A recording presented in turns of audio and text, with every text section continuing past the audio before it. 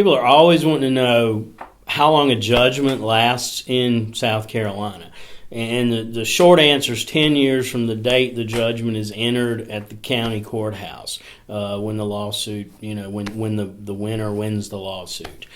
Basically, but you might want to ask, what is a judgment? A judgment is basically just where someone who has filed a lawsuit finally gets their hearing and wins, or they file their lawsuit and no one responds. That's called a default judgment. And when that judgment is entered at the courthouse in the county where the lawsuit was filed, that's a judgment. And you count 10 years from that day, and 1 day later, that judgment expires. It magically disappears like it was never obtained. So what that means is really the creditor in South Carolina has 10 years from the time they obtain the judgment to collect it.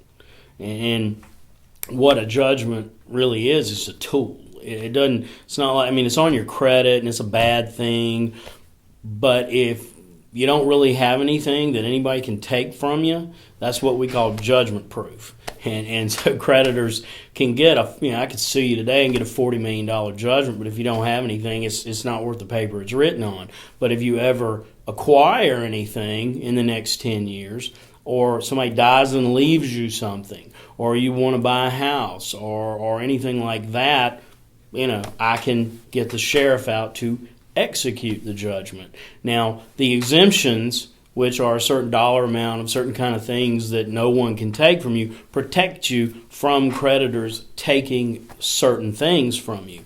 But if a creditor gets a judgment and you own real estate, it's a lien on your real estate in the county that you own in the county where the judgment is filed. And if the house is worth more than the exemption amount, then basically, the judgment creditor can sell the property and take the money. If they can pay off the mortgage, pay you your exemption, and have money left, that's how they get paid. So that's why a lot of credit cards, Discover Card is the worst. They will sue you in a minute. They will get judgments. Most people don't respond to lawsuits. So one of my creditor lawyer friends calls it farming judgments. They're just planting seeds all over the state.